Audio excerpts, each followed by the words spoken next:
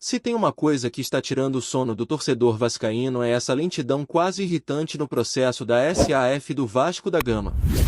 Enquanto Botafogo e Fluminense aceleram, acertam, movimentam milhões e preparam seus clubes para um novo patamar, o Vasco parece travado no tempo, como se estivesse rodando em câmera lenta, numa realidade paralela. E isso fica ainda mais evidente quando olhamos para os rivais. O Botafogo, que há pouco vivia incertezas com John Testor, já tem tudo praticamente encaminhado com o bilionário grego Evangelos Marinakis. O mesmo grego que, pasmem, chegou a demonstrar interesse real no Vasco, mas viu a negociação travar e desistiu. Hoje ele está a um passo de colocar o Botafogo na sua rede de clubes, ao lado de Nottingham Forest, Olympiacos e Rio Ave. É outro nível. E o Fluminense? Ontem mesmo apresentou detalhes de uma proposta bilionária de SAF na sede das Laranjeiras, com a presença de nomes poderosos, investidores tricolores que estão dispostos a injetar fortunas no clube pelas próximas décadas. Enquanto isso, o Vasco vive num impasse político que só gera frustração. O torcedor está cansado de promessas, cansado de ver seus rivais decolando enquanto o clube ainda tenta entender qual caminho seguir. E a questão não é apenas querer vender por vender. O torcedor vascaíno quer uma SAF que seja estruturada, sim, mas também eficiente, moderna, competitiva. O que não dá mais é para ver o tempo passando e nenhuma movimentação concreta ser apresentada. O próprio Felipe Carregal, nome forte da gestão de Pedrinho, admitiu recentemente que nenhuma proposta oficial com valores chegou até agora. Nenhuma. Só isso já diz muito sobre o estágio em que o Vasco se encontra nessa corrida em que todo mundo já está na frente. E, claro, a frustração aumenta quando a gente lembra do interesse do próprio Marinakis. O cara é dono de um império no futebol europeu, está investindo pesado no Nottingham Forest e poderia ter feito o mesmo com o Vasco. Mas por que não rolou? O que travou essa negociação? Será que foi vaidade? Foi orgulho? Foi desconfiança? O torcedor talvez nunca saiba a verdade completa, mas sente na pele as consequências dessa escolha. Ver o grego prestes a transformar o Botafogo numa potência enquanto o Vasco se afunda em incertezas dói. E dói muito. E o que falar do Fluminense? O clube tricolor, que até pouco tempo também enfrentava dificuldades financeiras, já se organiza para virar uma SAF com aporte previsto de quase 7 bilhões de reais em 10 anos. Isso mesmo, 7 bilhões. E o mais curioso é que o próprio presidente Mário Bittencourt deixou claro que o Fluminense não precisa se tornar uma SAF por sobrevivência. O clube, segundo ele, já é autossustentável. A escolha pela SAF vem de um desejo de crescer ainda mais, de disputar em pé de igualdade com os gigantes financeiros do futebol nacional e internacional. Isso escancara ainda mais a diferença de momento entre os clubes. Enquanto o Fluminense escolhe virar SAF para evoluir, o Vasco sequer consegue decidir como vai se reerguer. É nesse cenário caótico que surge a figura do Pedrinho. Ídolo, respeitado, com as melhores intenções, mas talvez tenha chegado tarde demais. Pedrinho parece querer repetir o modelo do Flamengo pós-Bandeira de Melo, aquele trabalho de reestruturação paciente, passo a passo, corrigindo os erros do passado para colher frutos no futuro. Mas o futebol mudou. O tempo mudou. O torcedor não quer mais esperar uma década para ver o clube voltar a ser grande. A SAF, no Brasil de hoje, tem o poder de encurtar um processo de 15 anos para 1 ou 2. E quando se recusa a ir por esse caminho, mesmo que com boas intenções, o Vasco corre o risco de ficar ainda mais para trás. Enquanto isso, dentro de campo, outra novela chama atenção, a situação do jovem Ryan. O garoto, que brilhou no Sul-Americano Sub-20 era tido como uma promessa que precisava de mais rodagem, virou peça fundamental do elenco com a chegada de Fernando Diniz. O técnico bancou a permanência do atacante, barrou qualquer negociação nesta janela e agora também decidiu não liberá-lo para a disputa da Copa do Mundo Sub-20 com a seleção brasileira. A lógica é simples, o Vasco precisa dele. Com as semifinais da Copa do Brasil batendo na porta e o time ainda tentando se firmar no Brasileirão, perder Ryan por quase um mês seria um erro estratégico. A decisão, é claro, gerou repercussão. Afinal, Vestir a camisa da seleção numa Copa do Mundo é o sonho de qualquer jovem jogador. Mas, neste momento, o clube entendeu que precisa se priorizar. E, para ser justo, foi o próprio Vasco que ajudou a valorizar o garoto ao liberá-lo para o Sul-Americano no início do ano. Agora, com o atleta em alta e ganhando protagonismo, faz sentido segurá-lo. Diniz deixou claro, o Raia não sai. E não adianta a pressão da CBF, da torcida ou do próprio jogador. O Vasco está pensando no agora, no que é melhor para o time e para o seu futuro imediato. É uma postura firme, até rara num futebol onde os clubes costumam ceder fácil à seleção, mesmo em momentos decisivos da temporada. E isso mostra que, apesar da confusão na SAF, ao menos dentro das quatro linhas o Vasco começa a mostrar um pouco mais de personalidade e convicção nas suas escolhas. A pergunta que fica é, até quando esse tipo de decisão vai ser suficiente se, fora de campo, a estrutura não evoluir? A verdade é que o torcedor vascaíno vive num ciclo de angústia. Ele vê os rivais se reforçando, montando elencos mais fortes, com dinheiro novo entrando, estrutura moderna sendo criada, enquanto seu clube ainda patina. A frustração não é apenas com o presente, é com o futuro.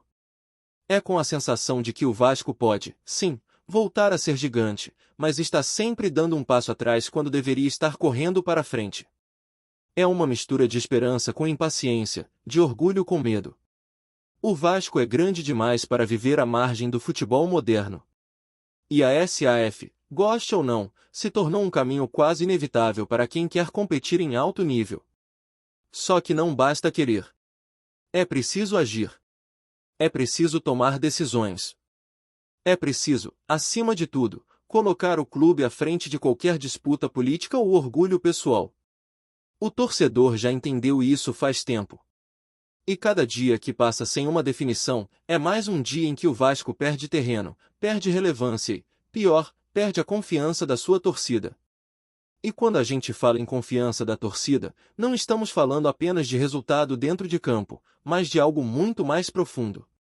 O sentimento do vascaíno hoje é de abandono por parte de quem deveria estar no comando. Existe uma sensação de que o clube está sendo empurrado com a barriga, de que há muito discurso bonito e pouca atitude prática. E isso vai se acumulando.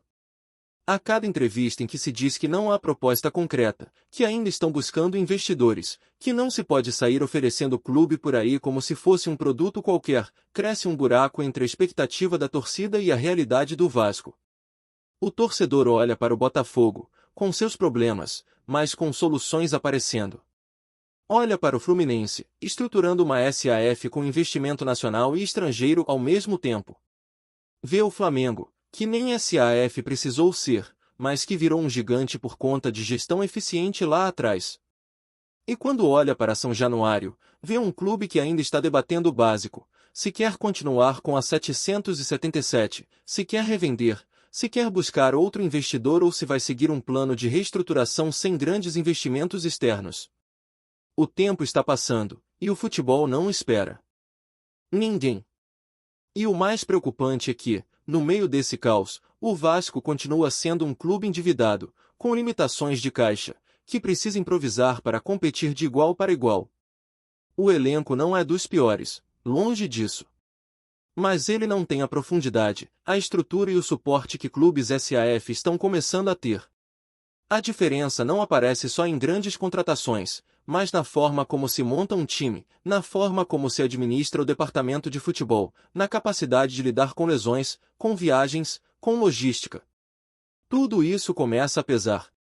O próprio Felipe Carregal, quando falou recentemente sobre esse movimento de pressão política em torno da venda da SAF, tentou justificar a lentidão no processo dizendo que não quer repetir os erros da gestão passada. E tudo bem, a torcida até entende isso. O torcedor sabe que a SAF com a 777 foi um erro grave, um tiro no escuro, um contrato mal amarrado que deixou o clube refém. Mas a solução não pode ser simplesmente travar tudo. Não se combate um erro com inércia. É preciso aprender com o passado, sim, mas é ainda mais importante tomar decisões no presente. O Vasco não pode ficar esperando que um investidor ideal apareça do nada, com uma proposta perfeita, sem que o clube tenha feito o mínimo esforço para estruturar essa busca. E quando o próprio Carregal admite que não houve proposta oficial com valores, isso escancara a fragilidade do processo atual. Como é que um clube do tamanho do Vasco, com uma torcida gigante, com história, com patrimônio, não consegue atrair sequer uma proposta concreta até agora? Será que o problema está no mercado ou está na forma como o clube está se colocando nesse mercado? Por que não adianta ficar esperando o investidor certo cair do céu, se nem mesmo existe um plano transparente sendo apresentado publicamente?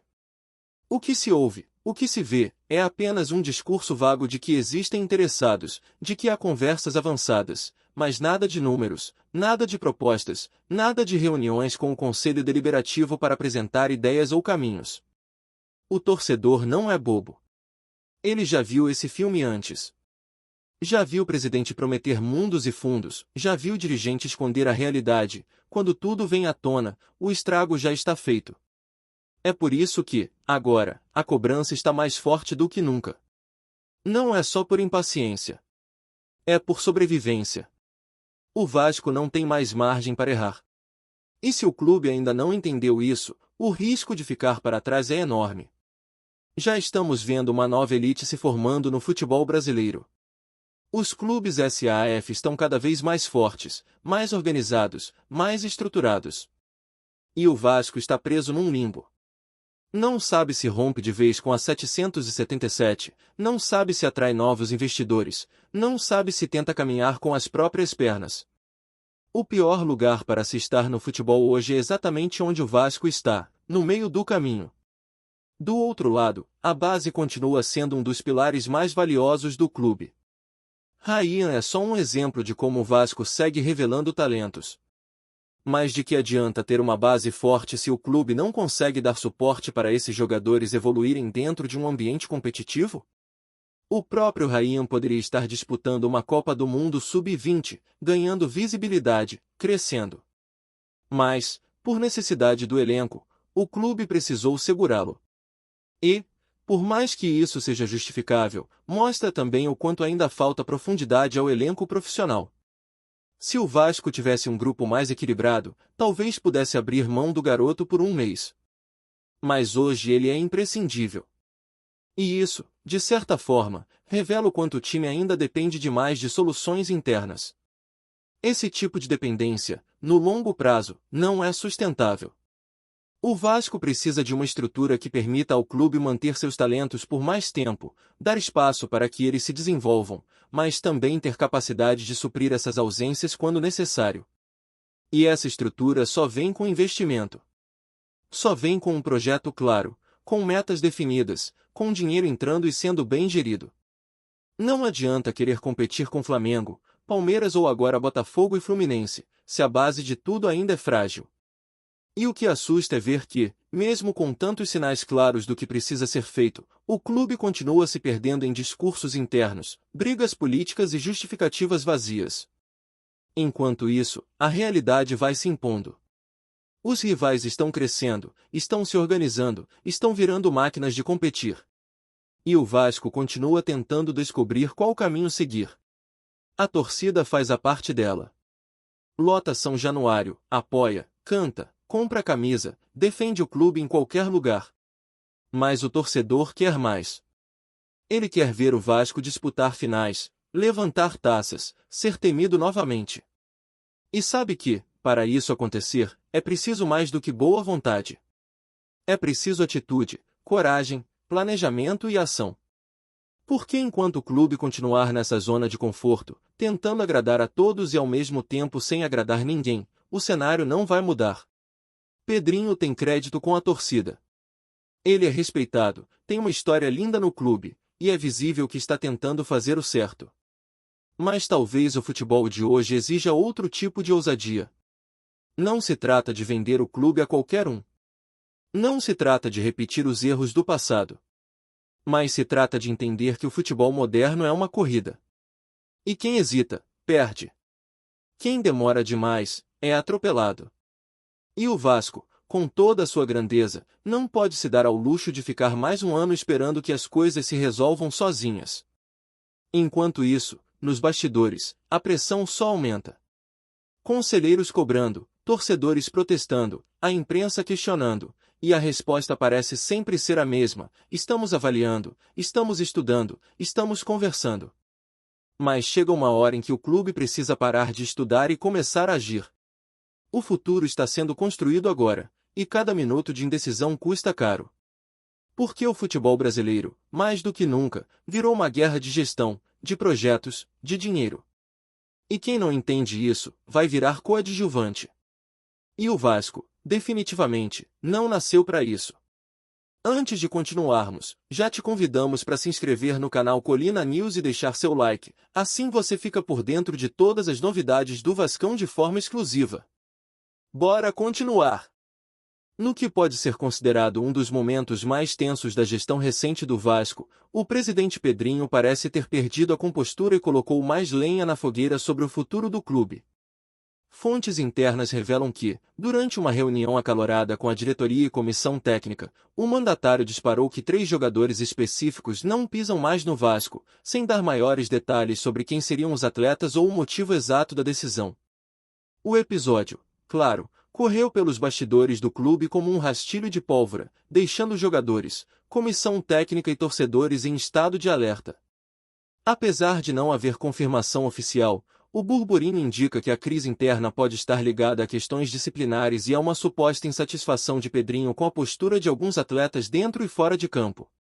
A falta de transparência sobre os nomes dos envolvidos só aumentou a especulação, e a imprensa esportiva local já aposta que podem ser jovens promessas ou mesmo veteranos que vêm rendendo abaixo do esperado. A situação chega em um momento delicado para o Vasco, que luta para reencontrar estabilidade tanto administrativa quanto esportiva. Nos corredores do clube, comenta-se que a reação do presidente foi impulsiva, mas que reflete um descontentamento crescente com o elenco. Alguns membros da diretoria teriam tentado acalmar Pedrinho, pedindo cautela para não expor o clube a desgaste público desnecessário, mas o presidente parece ter tomado a decisão de forma irrevogável. Nas redes sociais, a notícia já ganhou contornos de escândalo, com torcedores divididos entre apoiar a decisão e criticar a postura explosiva do mandatário. Enquanto uns defendem que a firmeza do presidente é necessária para pôr ordem no vestiário, outros questionam se a atitude não será mais prejudicial do que benéfica para o ambiente do time. Especialistas em gestão esportiva ouvidos por esta reportagem lembram que medidas extremas como esta podem gerar efeito contrário, afastando talentos e criando um clima de tensão que se reflete diretamente no desempenho em campo. Para muitos, o episódio evidencia que o Vasco ainda carece de liderança sólida e comunicação eficiente, fatores que, se mal administrados, podem transformar rumores em crises concretas. Enquanto o clube não se manifesta oficialmente sobre os nomes e as razões por trás da decisão de Pedrinho, o burburinho continua fervendo. Torcedores e profissionais do futebol aguardam ansiosos para saber se o episódio se tratará de um corte definitivo ou apenas de mais um capítulo da turbulenta rotina do gigante da colina. Trazemos notícias atualizadas do Vasco todos os dias. Inscreva-se no nosso canal e dê um like para continuar recebendo notícias exclusivas. Compartilhe também a sua opinião sobre essa notícia nos comentários, isso é muito importante para o Vasco da Gama. Até o próximo vídeo.